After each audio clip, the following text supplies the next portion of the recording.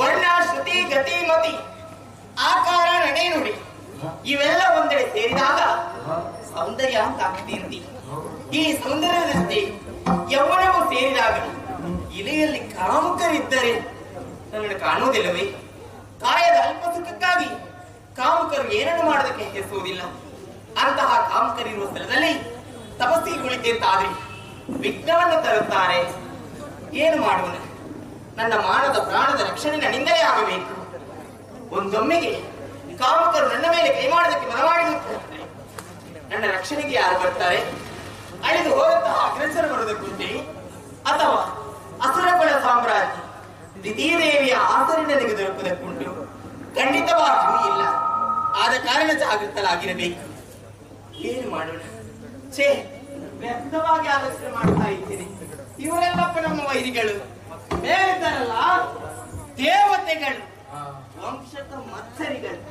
ಹೇಳಿಕೊಳ್ಳೋದಕ್ಕೆ ಸುಮನಸರಂತೆ. ಸುಮನಸರ ಏನು ಕಾರಣ? ಸುಮನಸರು ಹೂವಿನಂತಹ ಮನಸ್ಸುಳ್ಳವರು. ಮನಸ್ಸಿನಲ್ಲಿ ಇರುವುದೆಲ್ಲ ಮುಳ್ಳು. ನಮ್ಮ ಒಳಿತನ್ನು ಬಯಸುವುದಿಲ್ಲ. ಆದ ಕಾರಣ ಅವರನ್ನು ಬಕ್ಕಬಡಿಯುವಂತಹ ಪುತ್ರರತ್ನ ಉದರದಲ್ಲಿ ಹುಟ್ಟುವಂತಹ ವಿಷಯ ಆ ಸುರೇಶನಿಗೆ ಗೊತ್ತಾಯಿತು. ವಿಘ್ನವನ್ನು ತರುತ್ತಾನೆ. ಆದ್ರೆ ಏನು ಮಾಡುವುದು? ಯಾರಿಗೂ ತಿಳಿಬಾರದು. ಇಲೆಯಲ್ಲಿರುವಂತಹ ಕಾಮಕರಿಗೂ ಗೊತ್ತಾಗಬಾರ್ದು, ಮೇಲಿರುವಂತಹ ದೇವತೆಗಳಿಗೂ ತಿಳಿಯಕೂಡದು. ಏನು ಮಾಡ್ಲಿ? ಓ ಸ್ವಾಮಿ, ಯಾಕೆ ನಾನು ಚಿಂತಿಸಬೇಕು? ಅನಿಮಾದಿ ಅಷ್ಟು ಸ್ಥಿತಿ ಗೊತ್ತಿಲ್ವಾ? ನಿಜವನ್ನು ಮರೆಸಿದ್ರೆ ಆಯ್ತು. ಈಗ ನಿಜವನ್ನು ಮರೆಸಿ ಒಂದು ರೂಪ ಅಂತ ಆಗಬೇಡವಿ. ಯಾವ ರೂಪ ಯಾವುದಾದಿತ್ತು? ಯಾವ ಅಲ್ಲಿ ನೋಡಿ ಅಂತೆ ಜಿಂಕೆಯ ಮರಿಯೊಂದು ಜಿಗಿದಾಡ್ತಾ ಉಂಟು. ಮಾತ್ರವಲ್ಲ, ಚಿಗುರೆಳೆಗಳನ್ನು ನಿಲ್ಲುತ್ತಾ ಉಂಟು. ಇದರ ಸೌಂದರ್ಯವನ್ನು ಕಂಡ ತಕ್ಷಣ ನಾನು ಒಂದು ಜಿಂಕೆಯ ಮರಿ ಆದ್ರೆ ಅಲ್ವಾ? ತಡ ಮಾಡುವುದು ಯಾಕೆ? ಜಿಂಕೆಯ ರೂಪವನ್ನಂತೂ ದೇವರೇ ಕೈಯಲ್ಲಿ ಹಿಡ್ಕೊಂಡು ಕಾಯ್ದು ನೋಡಿ. ಬೇಟೆಗಾರನಲ್ಲವೇ ಬಾಣವನ್ನು ಪ್ರಯೋಗ ಮಾಡುವುದಕ್ಕಾಗಿ ನನ್ನ ಪ್ರಾಣವೇ ಹೋದಿತ್ತು. ಅದಾಗಲಿಕ್ಕಿಲ್ಲ. ಮತ್ತೆ ಅವರು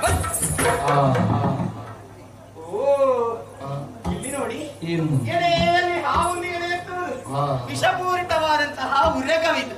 ಇದರ ತಂಟಿಗೆ ಯಾರು ಹೋಗುವುದಿಲ್ಲ. ಹಚ್ಚಿದ್ರೆ ಮತ್ತೆ ಹೋಗ್ತಾನವ. ಅದಕ್ಕಾಗಿ ಉರಗದ ರೂಪವನ್ನಂತೂ ನಾನು ಕೆಳಗೆ ನೋಡಿದ್ದು ಮಾತ್ರ, ಮೇಲೆ ನೋಡ್ಲಿಲ್ಲ. ನೋಡಿ, ಗರುಡ ಸಿದ್ಧನಾಗಿದ್ದಾನೆ. ಯಾಕೆ? ಕಚ್ಚಿಕೊಂಡು ಹೋಗುವುದಕ್ಕಾಗಿ. ಹರಿಣವಾಗುವುದು ಸರಿಯಲ್ಲ, ಹಾವಾಗುವುದು ಸರಿಯಲ್ಲ. ಅಮ್ಮನ ಕೆಲಸ ನಡೆಸುವುದಿಲ್ಲ. ಇದೆಲ್ಲ ಆಗುವ ಕೆಲಸ ಅಲ್ಲ. ಅರಮನೆಗೆ ಹೋಗು.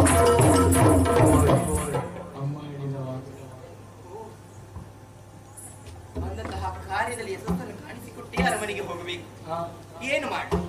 ಯಾವ ರೀತಿ ತಪಸ್ಸು ಆಚರಿಸಿ? ಅಯ್ಯೋ, ಓಹೋ, ತನ್ನೊಳಗೆ ತಾನು ತರ್ಕಿಸುತ್ತಿರುವಂತಹ ಸಂದರ್ಭದಲ್ಲಿ ತನ್ನ ಅಕ್ಷಿಗಳಿಗೆ ಗೋಚರಿಸುತ್ತಿರುವುದು ಯಾವುದದು? ಎಮ್ಮೆ. ಮಹಿಷಿಗಳ ಹಿಂಡಲವೇ ತನ್ನ ಮನಸ್ಸನ್ನೇ ಹೇಳುತ್ತಾ ಇದೆ. ಮಾಲಿನಿ ಮಹಿಷಿಯ ರೂಪವನ್ನು ಅಂತ ತಪಸ್ಸರಾಚರಿಸುವ ಎಂಬ ಹಾಗೆ ಇದೇ ಶುಭ ಮುಹೂರ್ತ.